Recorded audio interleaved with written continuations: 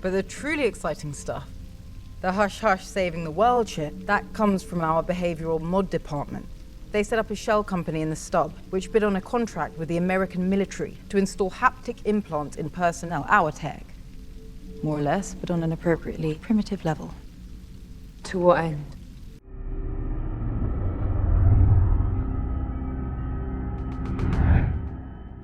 In the year 2099, 1 year prior to Aleda's disappearance, the former RI employee runs into her ex-girlfriend, Grace. After exchanging pleasantries, the duo decides to catch up on their respective lives and grab drinks at a nearby bar. There, Grace reveals she's working in RI's classified research department. Curious to learn the company's secrets, Aleda asks Grace about her work. Eager to show Aleda her department's developments, Grace breaks the company's rules and takes Aleda to the RI's restricted floor. Revealing the organization's top-secret info, Grace shows Aleda an innovative machine known as the God Font. With this device, the RI can access everything in the various stubs and alter conditions in each timeline. Grace also explains the company is concurrently running studies in several fields, but highlights the most interesting one is done by the Behavioral Mod Department. Highlighting an example, she notes the department recently set up a shell company in one stub and established an agreement with the American Marines' top officials. The RI researchers employed the military executives to install tech implants from the future into their foot soldiers. These gadgets overstimulate the Marines' compassion center, prompting various behavioral changes. To demonstrate her point, Grace plays video footage of a recon mission in the stub, where a Marine squad was briefed about the use of helpless animals by enemy soldiers to draw them into the open. Naturally, when the squad encountered a trapped dog, they were weary of it and kept their distance. However, one soldier affected by the implants decided to save the helpless animal. As a result, he got caught in an explosion and lost 3 limbs, much to Aleda's horror. After the video ends, Grace explains the RI intends to implement the implants in their timeline and use them to regulate human behavior. Aleda is horrified by the dangerous research, but the RI employee disregards her concerns as they both exit the restricted floor. On their way to the elevator, they run into Mariel, one of the organization's top personnel. The RI officer questions why Aleda is on the restricted floor, but Grace makes up a lie to clear her suspicions. As Mariel leaves, Aleda compliments her beautiful gaze and notes she'd kill for eyes like that, foreshadowing her plan to steal Mariel's eyes in the future.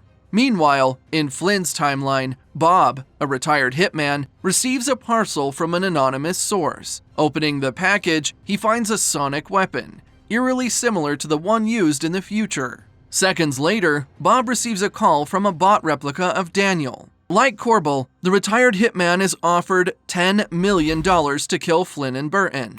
At first, Bob rejects the job, citing his killing days are over. However, the Daniel-like android eventually gets him to accept the offer by threatening to kill his daughter. Agreeing to complete the task, Bob receives coordinates of his target's location and hatches a plan to murder the duo. The following day, Flynn, accompanied by Burton, revisits the hospital for her test results. There, they learn from Dee Dee that the gamer has a bacterial infection in her brain. The doctor extracts a sample from Flynn for further testing and asks the duo to return later for the results. Meanwhile, at the other end of town, Bob learns his targets are returning from the clinic and strategically parks along their route. Pretending his vehicle has been damaged, he sets a trap for the duo to get them to stop. However, before Flynn and Burton arrive, Billy Ann drives by and volunteers to fix the hitman's car. Bob rejects her offer, but a kind-hearted Billy Ann insists and gets down to help. As she approaches his vehicle, the hitman's target arrives at the scene.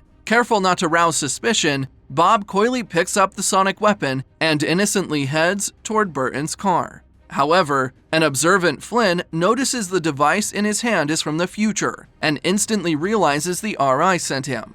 Alerting Burton of the imminent danger, the duo narrowly dodges as Bob fires at them. Right as he's about to deliver a second shot at Flynn, Burton floors the car and speeds into a roadside barricade. The hitman eventually corners them and is moments away from shooting when Billy Ann intervenes. She fires at Bob with a shotgun. but the hitman, who appears to be wearing a bulletproof vest, survives the attack.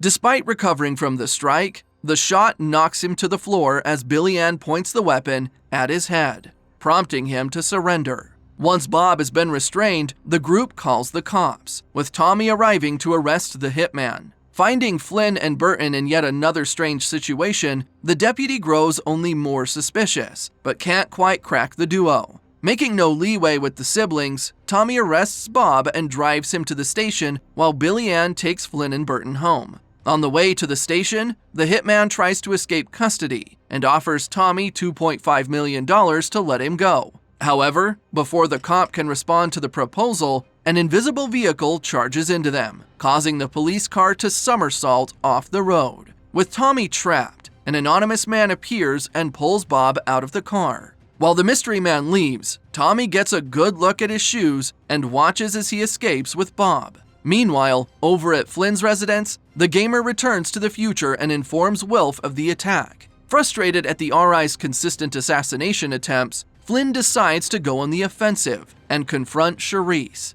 Wilf takes Flynn to the organization's building, but delivers a warning before she enters. He narrates a story from his childhood, revealing he was kidnapped by a group of rebels known as the Neoprims. In a desperate attempt, the 12-year-old Wilf killed their leader alongside 4 other members in cold blood, a decision he has struggled to live with for years. Completing this story, an adult Wilf advises Flynn to only enact her plan if she's made peace with what she's about to do. Having no reservations, the gamer goes ahead with it and enters the RI building to meet Sharice. Seeing the mastermind behind her assassination attempts, Flynn questions why Sharice is after her. In response, the RI leader explains she stole something for her. Flynn denies stealing anything and states Alita is the one who carried out the theft. Despite the clarification, Sharice remains adamant and maintains her goal of killing Flynn. Livid, the gamer threatens to kill the RI leader, but Sharice explains that's impossible, as the body she's currently occupying is merely a peripheral,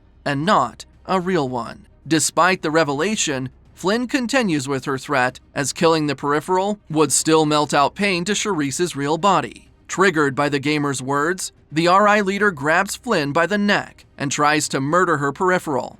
However, Flynn counters and frees herself from Sharice's grip as the duo gets into a heated fight. After several blows, Flynn overpowers the RI leader and snaps her neck. After emerging victorious, she swiftly escapes the premises.